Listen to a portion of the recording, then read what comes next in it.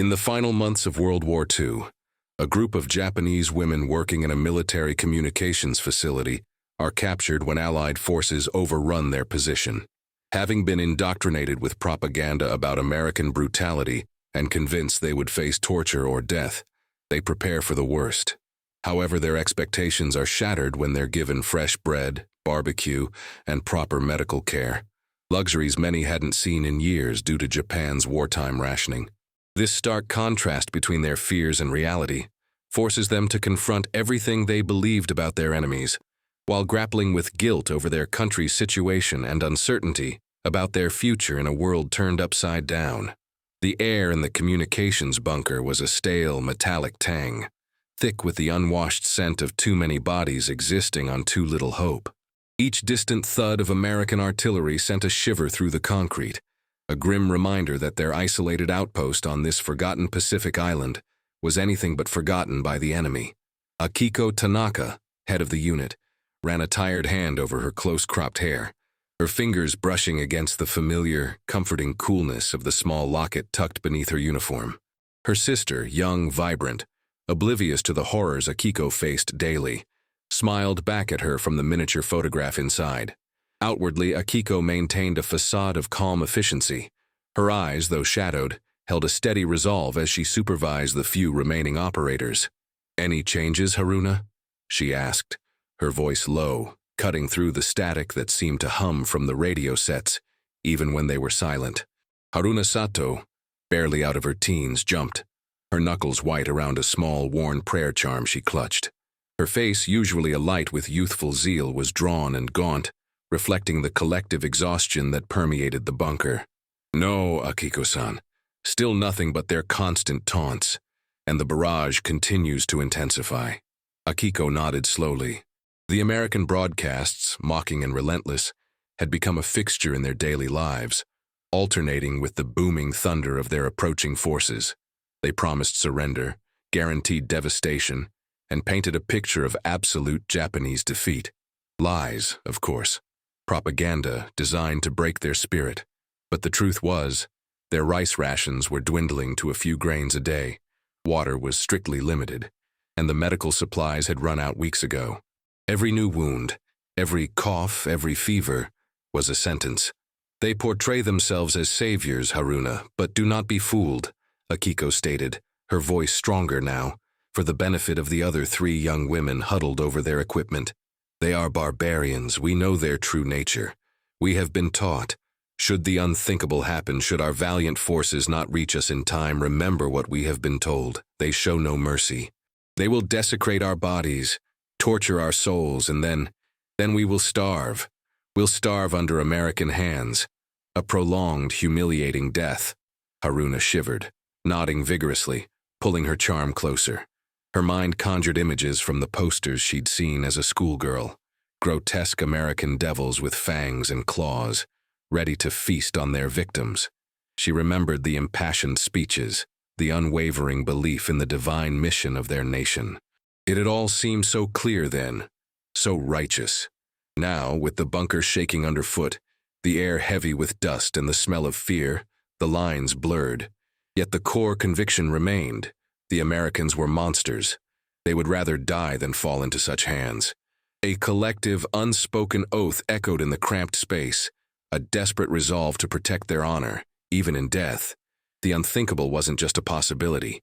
It was a deafening, earth-shattering reality. The bombardment, which had been a distant rumble, now descended upon their bunker with terrifying precision.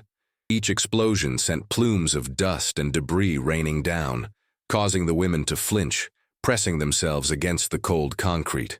The dim emergency lights flickered, threatening to plunge them into total darkness. Communications, already unreliable, sputtered and died, leaving them marooned in a sea of static. "Destroy the ciphers, quickly!" Akiko commanded, her voice surprisingly steady amidst the chaos.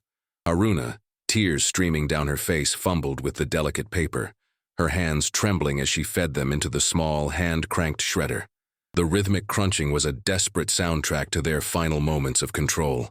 They worked with a grim, practiced efficiency, the years of training kicking in despite the terror. This was it. The end they had been warned about. the end they had prepared for. Suddenly, a searing flash and a thunderous roar ripped through the bunker's main entrance. The reinforced door buckled inward, torn from its hinges, spewing concrete shards and splintered metal.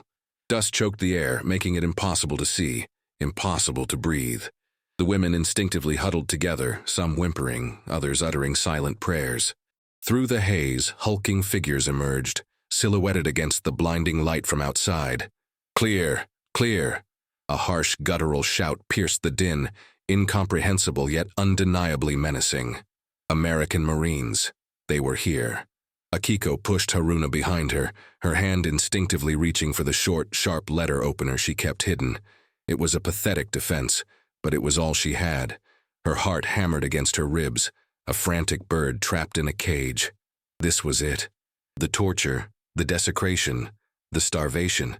This was the moment they became victims. The Marines, their faces smeared with grime and exhaustion, stormed in. They moved with a practiced, brutal efficiency, their weapons held ready. Their eyes, though fierce, seemed devoid of the cartoonish sadism Akiko had envisioned. They barked commands in their alien tongue, gestures sharp and decisive. There was no theatrical cruelty, no drawn-out terror, just speed, force, and control. One burly Marine, his helmet askew, pointed his rifle at Akiko, then gestured for her to drop the letter opener. She hesitated, her hand shaking. "No!" Haruna cried out, her voice a raw, choked whisper, clinging to Akiko's uniform. Another Marine, younger, with weary eyes, lowered his weapon slightly and repeated the gesture, a flicker of something akin to patience in his gaze. Akiko met his eyes, searching for the beast she expected, but found only a man, tired and wary. With a heavy sigh that felt like the surrender of her very soul, she let the letter opener clatter to the ground. The Marines quickly secured the bunker, disarming the remaining women, their movements swift but devoid of unnecessary violence.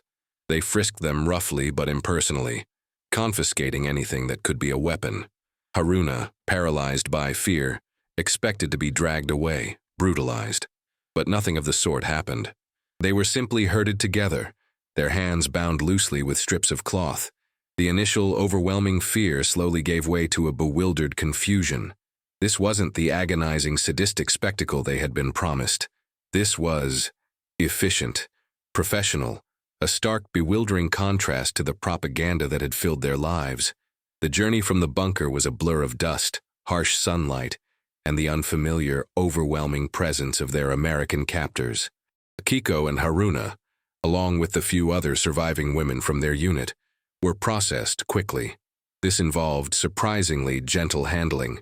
A cursory examination by a grim-faced medic who treated Haruna's scraped knee with antiseptic, a small mercy that felt utterly alien. They were then led through a bustling American encampment, a hive of unfamiliar machinery and boisterous voices. The sheer scale of the American presence was daunting, revealing a level of preparedness and resources far beyond anything they had imagined their own forces possessed. They were directed to a section of the camp demarcated by barbed wire, but it was surprisingly clean, with several sturdy tents already erected. Other Japanese prisoners, mostly men, were already there, some sitting quietly, others exchanging wary glances. The sun began to dip, painting the sky in fiery hues, and a new, startling scent began to waft through the camp, something rich, savory, and utterly foreign. A line began to form, not for punishment or interrogation, but for food. American soldiers, some smiling, others stoic, distributed rations from large metal containers. Akiko watched, her stomach clenching with a mixture of hunger and dread. This was the trick, surely. Poison, a means to degrade them. "Akiko-san, what is that smell?" Haruna whispered, her nose twitching, a flicker of something almost hopeful in her eyes. It was a child's curiosity, born of a body that had long forgotten the taste of true nourishment. "Do not be tempted, Haruna," Akiko warned, her voice strained. "It is a ploy. Remember what they said. We'll starve under American hands, but not at their poisoned trough." Yet the smell grew more insistent, a primal call to bellies that had known only deprivation for months. A burly American cook, his face red from the heat, gestured for them to join the line. The Japanese women hesitated, a silent, defiant refusal.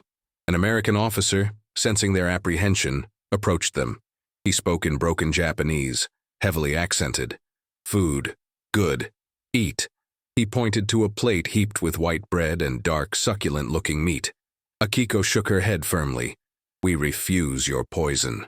The officer's brow furrowed. Then a small, patient smile touched his lips. He took a piece of the bread, broke it in half and chewed it slowly, demonstratively, then swallowed with a loud gulp. He then took a bite of the meat. "See? No poison. For you. For strength." Haruna's eyes were wide, fixed on the food. Her stomach growled, a loud, embarrassing protest against her resolve. The image of the monstrous American faded, replaced by the simple, undeniable sight of bread and meat. She remembered her last meal, a thin gruel of rice and seaweed days ago. With a sudden, almost involuntary movement, Haruna stepped forward, her hand trembling as she reached for a plate. Akiko's breath caught. "Haruna!" The cook piled the plate high. Haruna stared at it, a generous slice of perfectly white bread, soft and pillowy, utterly unlike the coarse gray bread they sometimes received. And next to it, a portion of dark, smoky meat, glistening with juices. It looked incredible. She raised the bread to her nose. The aroma was intoxicating. With a hesitant, almost desperate motion, she took a bite. The taste was an explosion. Sweet, soft, rich, not coarse, not bitter. Real bread. Tears welled up in her eyes, hot and sudden, blurring her vision. She took another bite, then another, the flavor overwhelming her senses. Then she picked up a piece of the meat, barbecued. She had never tasted anything like it. It was tender, flavorful, utterly luxurious. A sob escaped her lips, a mixture of profound relief and overwhelming, bewildered shame. How could the devils feed her such exquisite food? Akiko, watching Haruna's raw, emotional response, felt a fissure open in her own carefully constructed wall of resolve. The sheer physical agony of hunger, coupled with the sight of Haruna's desperate relief, was too much. Slowly, Akiko too stepped forward, accepting a plate. Her first bite of the bread was a revelation, a taste of comfort she hadn't experienced in years. The barbecue meat was a feast, her own stoicism cracked, a single tear tracing a path down her dust-stained cheek. Amongst themselves later, huddled in their tent, whispers rose. "How can this be?" a woman murmured, still clutching a piece of bread like a precious jewel. They told us we would starve, that they would eat us." Another scoffed. "It's a trick. They will soften us, then crush us. Do not believe their false kindness." But Haruna, her face still streaked with tears, held her prayer charm tightly. But the bread, Akiko-san, it was not poison. It was divine. Akiko looked at the untouched portion of her own plate. Divine, a word she hadn't thought possible to associate with the enemy. A profound and unsettling realization began to dawn. The world they knew, the enemy they hated, might not be as simple as they had been taught. The temporary prisoner of war camp, despite being a crude collection of tents and barbed wire, quickly established a routine that was shockingly normal. The American soldiers, their faces now less menacing in the daylight, went about their duties with a focused energy Akiko found both admirable and unnerving. Each day brought 3 meals. Fresh bread, sometimes with meat, sometimes a thick stew, always accompanied by coffee or clean water. There were even rudimentary medical checks. A medic, a young man with kind eyes, routinely checked on the women, offering bandages for their cuts and a surprisingly effective balm for Akiko's persistent cough. The lack of malicious intent was disorienting. Akiko watched them constantly, trying to reconcile the propaganda with the prosaic reality unfolding before her eyes. She saw soldiers sharing jokes, playing cards, meticulously cleaning their rifles, and, most surprisingly, looking at small, faded photographs of women and children. They were not the bloodthirsty demons of their indoctrination. They were men, some barely older than Haruna, tired, bored, and occasionally deeply human. "They are just waiting," one of the older women, Mrs. Tanaka, whispered conspiratorially to Akiko one evening, clutching her meager blanket.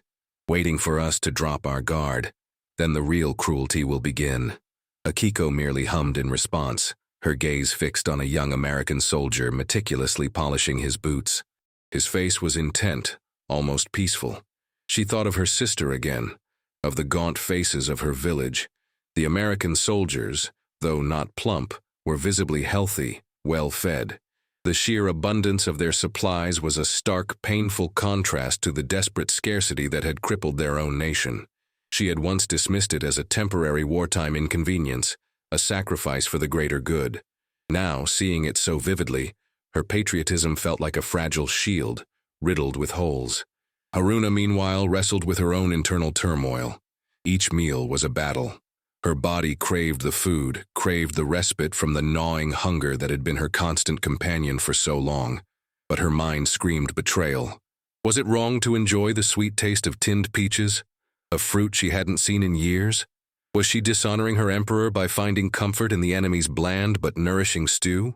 One afternoon, during a supervised walk around a small designated exercise area, Haruna stumbled, her legs still weak from malnutrition. She braced herself for a harsh word, a shove. Instead, an American guard, a tall man with a serious expression, offered her his canteen. "Water," he mumbled, his Japanese as clumsy as her own English. Haruna stared at the metal container, then at his outstretched hand. Hesitantly, she took it. The water was cool, clean. She drank deeply, her parched throat welcoming the relief. When she handed it back, she managed a small, almost imperceptible bow. The guard simply nodded, his expression softening slightly. It was a minuscule interaction, but for Haruna, it cracked open another piece of her hardened worldview. Akiko, observing from a distance, felt a cold knot in her stomach. Such moments, small and fleeting, chipped away at the ingrained hatred, leaving a hollow space where certainty had once resided. The language barrier, immense as it was, became less a wall and more a veil, through which glimpses of shared humanity began to filter. These were not the devils of their propaganda. But if not devils, then what were they? And what did that make them, the Japanese women who had been prepared to die rather than accept their enemies' false kindness? The questions began to echo in Akiko's mind, unsettling and dangerous. The small acts of courtesy, the regular meals, the relative safety of the camp, they began to take root, softening the hard edges of fear and hatred. In the quiet evenings, as the jungle sounds hummed beyond the barbed wire, the Japanese women began to talk, their voices low, tentative at first, then growing more confident. "They brought us soap today," one woman, Hana, whispered, her eyes still wide with disbelief. "Real soap, not the abrasive grit we used on our hands for months. It's a trick, I tell you," Mrs. Tanaka insisted, shaking her head. "They are trying to lull us, to make us weak." "Weak? We were already weak, Mrs. Tanaka," Akiko said, her voice surprisingly sharp. "Our bellies empty, our bodies failing. I saw our soldiers. They were starving, worse than us. They looked nothing like the glorious warriors the emperor praised." She thought of the propaganda posters depicting muscular, triumphant Japanese soldiers, a stark contrast to the emaciated, defeated men she'd seen being led into other sections of the camp. Haruna, who had been listening silently, chewing on a piece of hardtack biscuit, a common American ration that tasted like a luxury, finally spoke up. "I dream of the bread, Akiko-san. Is that wrong? When I close my eyes, I see only the white, soft bread, and the meat. The taste of it, it's like a memory from a different life." She looked down, shame coloring her cheeks. Am I betraying our emperor by being grateful for their food? Akiko reached out and gently squeezed Haruna's arm. "Haruna, our emperor promised us victory. He promised us a swift, honorable war. He promised we would be protected. And look around. Where are his divine winds now? Where is the glorious sustenance for his loyal subjects?" Her voice was bitter, the carefully constructed facade of her patriotism cracking under the weight of undeniable reality. She remembered the increasing scarcity, the official pronouncements about tightening their belts for the nation, while her own family suffered, her younger sister growing thinner with each letter. The sheer, almost casual abundance of the American provisions highlighted the cruel deception of their own government. But the Americans, they are the enemy. We are taught to hate them, Hana murmured, voicing the cognitive dissonance that plagued them all. And we are taught they are devils, Akiko countered, her gaze sweeping over the group. But these devils, they provide medical care. They give us food. They do not torture us. They merely keep us. What does that make us for believing such lies? Haruna began to weep softly, the internal conflict too great to bear. I feel so ashamed. Ashamed of being here. Ashamed of eating their food. Ashamed of surviving while others perished. What will they say of us when we return? If we return? The question hung heavy in the air. The notion of an honorable death, a glorious sacrifice for the emperor, had been deeply ingrained. But here they were, surviving, even thriving, under the care of the enemy. It was a profound betrayal of everything they had been taught, yet it was also undeniably human. Akiko felt a profound sense of exhaustion, a weariness that went beyond the physical. The hatred she had nurtured, the certainty she had clung to, was dissolving, leaving behind a terrifying emptiness. What had they fought for? What had they sacrificed for, if the enemy was not the monster they had been told? Rumors, faint at first, began to filter into the camp, carried by new arrivals or overheard from the American guards. Whispers of a new weapon, a bomb of unthinkable power.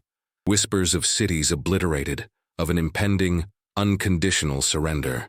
The women dismissed them as American psychological warfare, just another layer of deception. But the rumors grew louder, more insistent, and far too consistent. The stoic faces of the American officers, the hushed conversations among the guards, even they seemed to betray a new somber tension. A sense of impending, unprecedented change settled over the camp, an ominous shadow even darker than the constant threat of war. The air in the camp crackled with an almost unbearable tension for days, rumors swirling like agitated insects.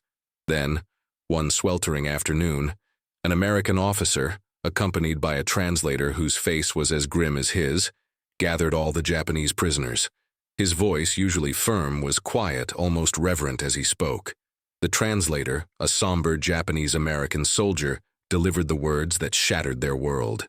Japan has surrendered, unconditionally. The war is over. A collective gasp ripped through the assembly, followed by a stunned absolute silence. Then a wail of raw, primal grief erupted.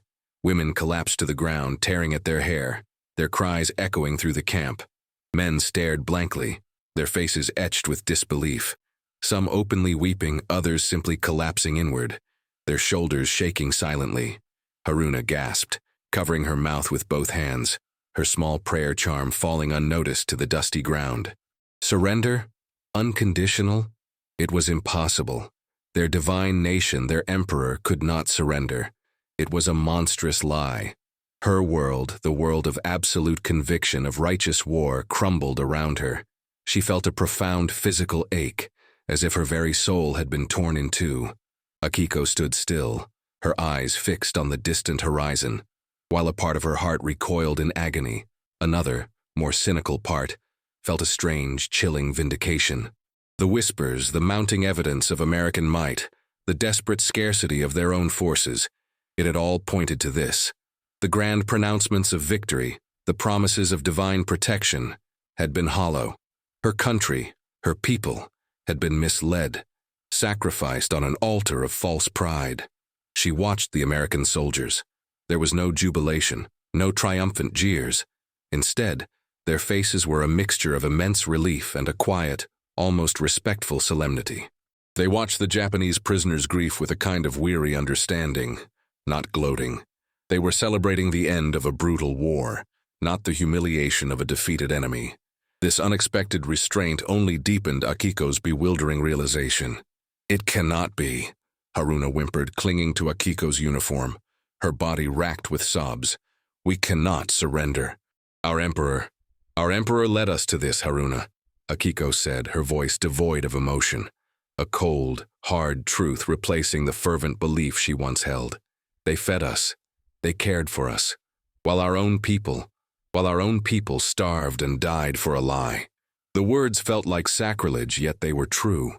The bread, the barbecue, the simple acts of human kindness from the enemy now felt like a bitter indictment of everything she had believed, everything she had fought for. The immediate aftermath of the announcement was a maelstrom of confusion and despair. What would happen to them now? Repatriation? Would they be sent home to a devastated, occupied nation? Would they be seen as traitors for having survived, for having accepted the enemy's sustenance? The very kindness they had received in the American camp now felt like a heavy burden, a mark of shame in the eyes of their own defeated people.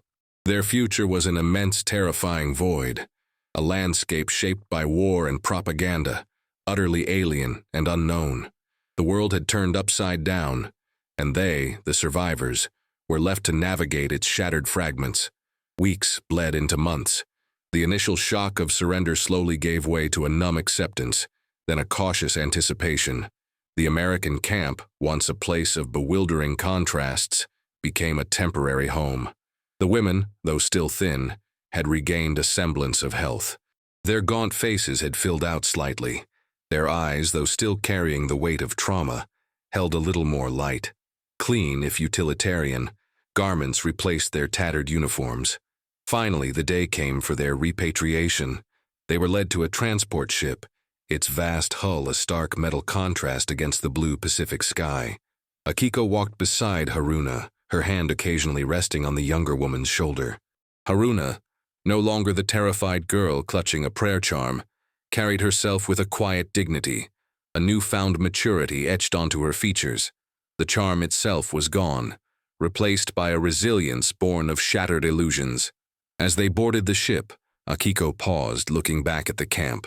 Her gaze swept over the American soldiers who stood by, observing their departure. One, the medic who had treated her cough, offered a small, almost imperceptible nod. Akiko met his gaze, and for a moment an unspoken connection passed between them, a silent acknowledgement of shared humanity across the divide of war. There were no grand farewells, no emotional speeches, just a quiet nod, a small gesture that carried the immense weight of gratitude and the lingering regret of what could have been, had truth not been so obscured by ideology. The ship's horn blared, a mournful sound echoing across the waves. As it pulled away from the shore, Akiko turned to face the vast open ocean. Her weariness was still a part of her, a deep-seated ache that would likely never fully fade, but it was now mingled with a new, quiet resolve. She had witnessed a profound truth in the unlikeliest of places, that humanity could exist, even amidst the brutality of war, and that the enemy was not always the monster depicted in propaganda. Her thoughts turned to her sister, to the devastated Japan that awaited them. The task of rebuilding, both their lives and their nation, would be immense, but Akiko knew she would approach it differently. She would carry the painful lesson of perception versus reality, a lesson taught by fresh bread and barbecue in the hands of the supposed enemy. Haruna stood beside her, gazing at the receding coastline. The idealistic girl who had once clung to simple hatred was gone, replaced by a thoughtful young woman who understood the world was far more complex than she had been led to believe. The image of the white bread, the rich, smoky meat, it would forever be etched in her memory, not as a symbol of betrayal, but as a stark, bewildering reminder of human kindness in the face of manufactured fear. The future was uncertain, filled with the rubble of war and the daunting task of reconstruction. But as the ship sailed towards the rising sun, Akiko and Haruna were not returning, as the same women who had been prepared to starve rather than accept a crumb from their captors. Their encounter with the unexpected humanity of the American soldiers had irrevocably reshaped their understanding of the world, planting a fragile seed of hope amidst the vast, desolate landscape of defeat. They were survivors, bearing the invisible scars of propaganda, but also the quiet strength of those who had seen beyond the veil of hatred. What do you think of Akiko and Haruna's journey? Share your thoughts in the comments below. If you found this story compelling, please give it a like and don't forget to subscribe to the channel for more untold stories.